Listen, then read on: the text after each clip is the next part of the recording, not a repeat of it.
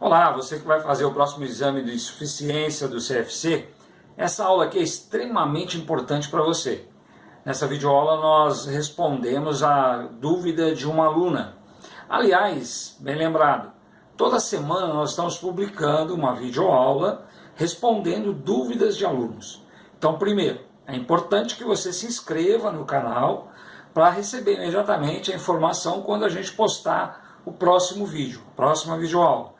Outra coisa, se você tiver dúvidas, manda para mim que eu respondo em videoaula. Primeiro vai para você e depois a gente coloca aqui no canal. Porque a gente sabe que a dúvida de um aluno pode ser dúvida de vários alunos, ok? E hoje a dúvida da Camila é sobre a diferença sobre a DFC método direto e método indireto. Também uma outra lembrança, nós vamos publicar nos próximos dias. Eu não sei que dia que você está vendo essa videoaula, mas a partir do dia 24, 25 de janeiro, mais ou menos, nós já teremos uma videoaula completa sobre como elaborar a DFC, tanto método direto quanto método indireto. Então, se você está vendo esse vídeo aqui depois dessa data, já tem o link aqui embaixo na descrição. Se você não está vendo ainda, se você está vendo antes do dia 24, então é importante, mais uma vez, que você se inscreva no canal para que você receba a informação de que esse vídeo já está publicado. Legal? Então vamos agora para responder a dúvida da Camila. Eu tenho que montar a DFC, mas tem dois métodos para fazer isso. O método direto e o método indireto. A pergunta dela é o seguinte: qual é a diferença entre os dois métodos? Eu não vou aqui detalhar a elaboração de cada método, mas eu vou explicar basicamente a diferença mesmo. Tá legal? Então vamos para a tela do computador, que lá eu vou explicar para vocês direitinho como é que faz. Legal. Então aqui nós temos o método direto e o método indireto. Beleza. O que é o método direto? Consiste em classificar os recebimentos e pagamentos de uma empresa utilizando as informações da tesouraria. O acompanhamento do disponível é feito dia a dia, as entradas e as saídas de caixa. Então, na verdade, primeiro, é importante entender que demonstração de fluxos de caixa são só as movimentações de pagamentos e recebimentos. Eu faço uma provisão, não entra no fluxo de caixa. Eu contratei uma despesa que vou pagar daqui a um mês. Não entra no fluxo de caixa. Eu fiz uma venda para receber em 30 dias. Não passa pelo fluxo de caixa. Então, o fluxo de caixa é só entradas de dinheiro e saídas de dinheiro. Paguei e recebi. O método direto é justamente como se você estivesse dentro do departamento de tesouraria. Então lá você sabe exatamente o que foi pago e o que foi recebido por dia. Hoje nós pagamos fornecedores, pagamos folha de pagamento, recolhemos impostos, então fizemos um pagamento de uma promissória. Todos esses pagamentos na DFC, eles vão nomeados separadamente. É claro que se você fizer 5 pagamentos de fornecedores, vai só uma linha lá, pagamento a fornecedores. Se você receber de 20 clientes, só vai uma linha dizendo recebimento de clientes. E outra coisa importante, a demonstração de fluxos de caixa, ela é feita, elaborada, separando 3 fluxos diferentes. O fluxo operacional, o fluxo de financiamentos e o fluxo de investimentos. Isso eu entendo que vocês já sabem, Mas, enfim, operacional é tudo aquilo que está relacionado com a atividade fim da empresa. Financiamentos é tudo aquilo que está relacionado à captação e pagamento de captação de recursos. Empréstimos, financiamentos, aporte de capital. E investimentos é tudo aquilo que diz respeito a pagamentos e recebimentos daquele grupo que está lá no realizável a longo prazo. Investimento, imobilizado e intangível. Basicamente é isso. Longo prazo também, aí precisa ver que operação que é. Bom, de qualquer forma, eu estou dentro da tesouraria e consigo fazer a demonstração de fluxo de caixa de método direto. Então vamos supor que, agora indo para a prova do CFC, vamos supor que tem uma questão lá que eles dão um enunciado mostrando um balanço, uma demonstração de resultado e pedem que você elabore a demonstração de fluxo de caixa pelo método direto. Não será possível. Por que não será possível? Porque o método direto, você precisa ter a informação de pagamentos e recebimentos feitos durante o período. E no caso, se você tem só o balanço patrimonial e a demonstração de resultado, você não sabe efetivamente naquele período o que foi pago e o que foi recebido item por item. Pagamento de fornecedores, recebimento de cliente, pagamento de folha, recolhimento de impostos, não vai saber. Só se você tiver essa informação vindo da tesouraria. Legal? Bom, vamos para o indireto.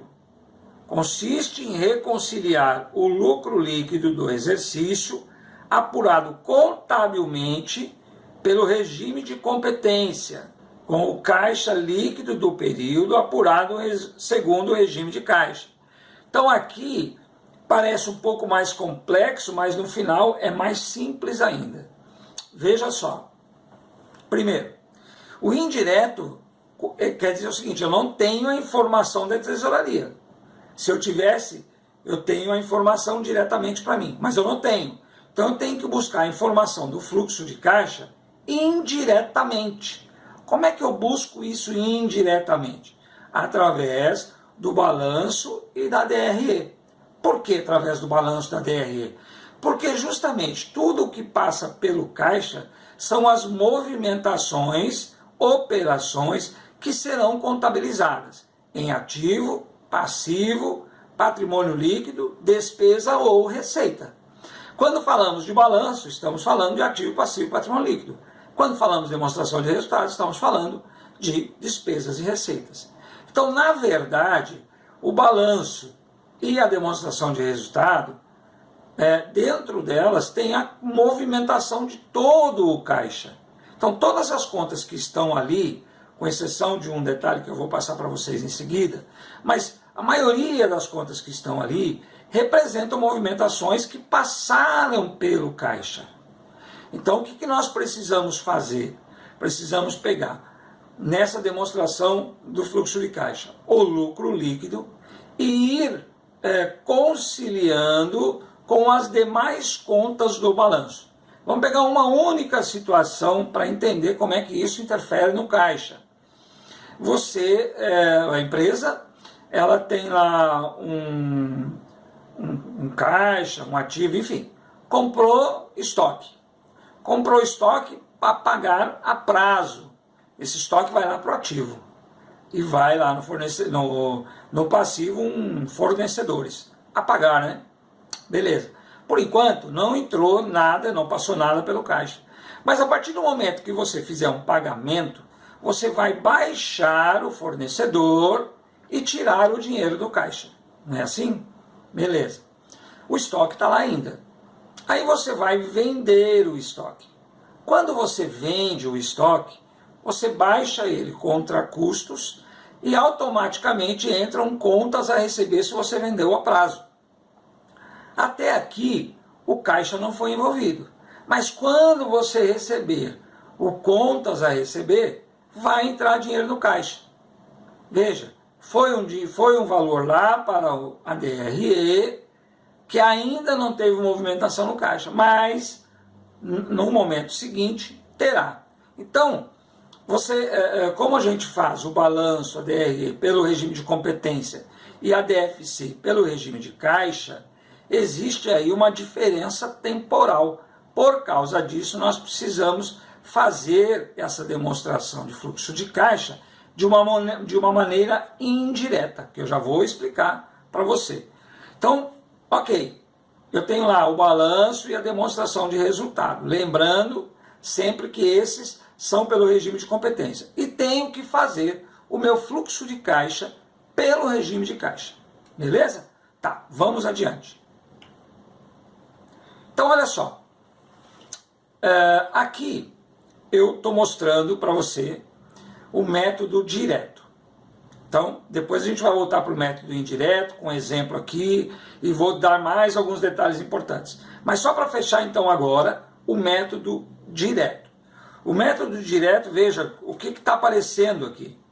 Recebimento de cliente, pagamento a fornecedores, pagamento de aluguel, pagamento de salários, isso tudo nas atividades operacionais.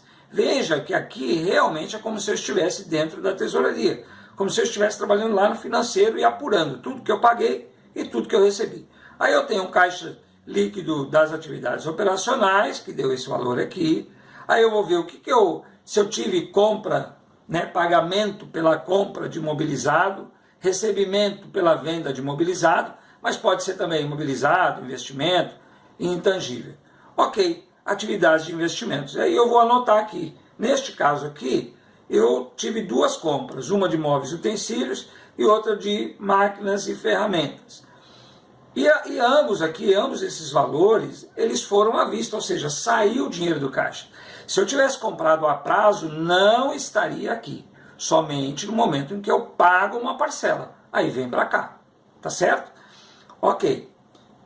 Próxima atividade. Financiamento. Entrada de recursos próprios, aumento de capital. Então, quando aumenta capital, eu tenho uma atividade de financiamento. Ué, mas pode perguntar assim, professor, mas espera um pouco, o aumento de capital é feito pelos sócios, não é banco. Financiamento não é só de instituição bancária. E outra, o capital social nada mais é do que um empréstimo da pessoa física para a pessoa jurídica, que é a empresa. Eu, quando monto uma empresa e coloco um capital social, eu estou fazendo nada mais, nada menos do que um empréstimo para essa pessoa jurídica. E eu, claro, eu detenho todo esse valor, mas eu estou fazendo um empréstimo, a empresa deve para a minha pessoa física, ok? Então, se eu aumentar o capital, eu estou fazendo mais um empréstimo para a empresa, beleza?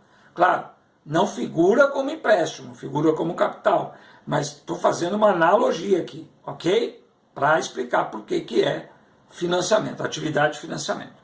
Beleza, neste caso aqui, quando eu mostrar o método indireto, eu vou usar a mesma estrutura, o mesmo número, né? Então, aqui para você entender, eu peguei um exemplo de uma empresa que começou do zero, teve um período de movimentação e terminou o caixa dela com 70 mil. Tá vendo aqui? 70 mil. Ok? Beleza. Agora vamos olhar o método indireto. Como eu falei, o método indireto é baseado nas demonstrações balanço patrimonial e DRE. E nós começamos com o lucro líquido, ajustamos e vamos fazendo uma conciliação das contas. Como é que isso funciona? Bom, neste caso aqui, como eu falei, nós partimos do zero. Aqui é como se não tivesse tido lucro no período, ok? Está zerado aqui. Aí eu vou pegar o balanço patrimonial e vou olhar conta por conta, uma atrás da outra. Claro, com exceção de disponibilidades, caixa, bancos, conta movimento e aplicação financeira de liquidez imediata. Isso é, isso é disponibilidade. Então, não vou pegar esse grupo, vou pegar dali para frente, contas a receber, né, clientes, estoques, e aí eu faço o seguinte, eu comparo sempre dois períodos. No caso aqui o período inicial era zero, o próximo período são os saldos que se apresentam aqui. O que eu tenho que ver? Se o saldo do período 1, aliás, se a movimentação entre o período 1 e o período 2 aumentou ou diminuiu o saldo. Então, exemplo, houve um aumento de saldo de um período 0 para o período 1 na conta de estoques. O que eu faço aqui? Eu diminuo. No ativo, funciona assim. Eu diminuo o aumento das contas, o aumento do saldo, eu diminuo. A diminuição de saldo de um período para o outro, eu aumento, ok? Como eu disse lá no começo, a aula aqui não é para explicar a elaboração. Na outra videoaula eu vou explicar com mais detalhes ainda como faz. Aqui é só para ter uma ideia de qual é a diferença, que é a dúvida da Camila. Então a diferença é essa, que aqui eu tenho que fazer pela movimentação das contas. Tá legal? Ok. Então, no ativo, quando o saldo aumenta de um período para o outro, eu coloco aqui com o sinal de menos. Quando o saldo de um período para o outro das contas do ativo diminuem, eu coloco aqui com o sinal positivo. Eu somo. No caso do passivo, não. No caso do passivo, um saldo aumentou de um período para o outro, aqui vem positivo. Ele diminuiu de um período para o outro, vem aqui negativo. Eu vou separar as contas de acordo com a atividade. Atividades operacionais são todas as contas que estão relacionadas à atividade fim da empresa. Clientes, contas a receber, impostos, estoques, contas a pagar, dependendo do que for contas a pagar, né? Se não for compra de imobilizado. Enfim, tudo aquilo que se referir à atividade principal da empresa vai estar na atividade operacional. Investimento, tudo aquilo que se refere a imobilizado, intangível e investimento. E financiamento, tudo aquilo que diz respeito à captação de recursos. Tá certo? Beleza. Aqui, aquela questão que eu acabei de falar. Quando você vai montar a DFC pelo método indireto, você tem que considerar essa regrinha aqui. Então, as contas do ativo, quando aumentam de saldo, eu coloco sinal negativo. Quando diminuem de saldo, eu coloco sinal positivo. Quando eu fizer a videoaula explicando detalhadamente a elaboração da DFC, eu vou dar um exemplo, aliás, mais de um exemplo, bem claro, explicando por que tem que ser dessa maneira. Por que a conta do ativo, quando aumenta, tem que ser negativo? Ok? Não é o objetivo aqui. Beleza. Então veja só. Eu tenho aqui o método direto e o método indireto. Agora, aqui, desculpa, aqui houve um equívoco. Foi um Ctrl+C, Ctrl+V. Aqui é método indireto, tá? Aqui, método indireto, ok? Tá bom. Então aqui, ó, comparando. O que vai acontecer, né? No método direto, eu vou ter aqui exatamente o saldo do caixa líquido, tá? O saldo que estiver lá, caixa líquido, quando a gente fala caixa líquido, estou falando as disponibilidades. Caixa, banco conta movimento e aplicação de liquidez imediata. Beleza. No método indireto, apesar de ter dado o mesmo valor, mas é porque aqui nós partimos de uma empresa que tem saldo inicial zero, e aí tem um único período de movimentação. Então, apesar de ter dado o mesmo valor, o método indireto não apresenta no final aqui o saldo das disponibilidades. Apresenta, sim, a variação de saldo das disponibilidades. Porque é assim que foi constituído todo a DFC pelo método indireto, por diferença de saldo. Então aqui embaixo vai aparecer essa diferença, né, essa variação de saldo das disponibilidades. Tá certo?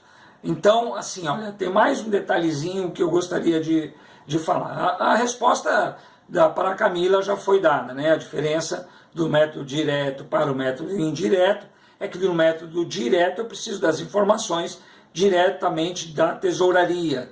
E pelo método indireto, eu vou tirar as informações pela variação de saldo das contas do balanço e também através do lucro da DRE.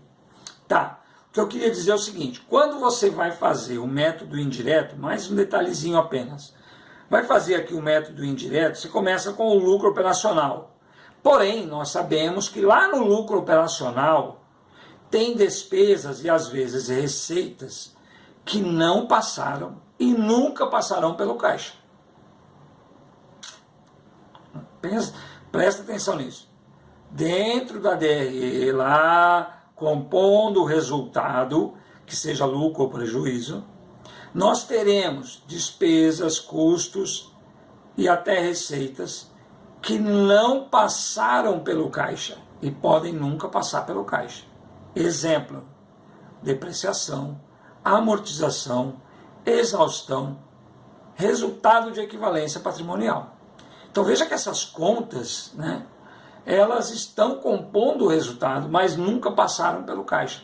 Então o que eu vou precisar fazer? Quando eu coloco o lucro operacional aqui em cima, na DFC indireto, eu preciso ajustar esses números. Legal? Então precisa fazer um ajuste com os itens não monetários. Itens não monetários são aqueles que não passaram e não vão passar pelo caixa. Como aqui nós estamos falando de demonstração de fluxo de caixa, nós precisamos tirar esses números daí. Legal? Isso eu vou explicar lá na videoaula de elaboração das demonstrações, da demonstração dos fluxos de caixa. Tá bom? Então assim, pessoal, eu considero como respondida a questão, a dúvida, né, da Camila. Se você tiver alguma dúvida ainda sobre essa videoaula, coloca aqui embaixo nos comentários dessa videoaula. Se for alguma outra dúvida sobre DFC, pode colocar aqui também, mas pode mandar um e-mail para mim, né? Eu vou fazer aquela videoaula de elaboração das demonstrações da elaboração da DFC, aí eu já vou respondendo também algumas dúvidas ali. Tá legal? Qualquer coisa é só entrar em contato comigo pelo e-mail. E lembrando, mais uma vez, nós estamos fazendo vídeos, videoaulas semanalmente, né? Respondendo dúvidas de aluno, falando sobre lançamentos contábeis e falando sobre conteúdo para a prova. Então, é importante que você se inscreva no canal. Se inscreve no canal, porque assim você fica sabendo imediatamente quando a gente coloca novos vídeos aqui. E faz uma visita também no blog, porque lá tem os posts com tudo isso que a gente está fazendo. Tá bom? Forte abraço e até a próxima.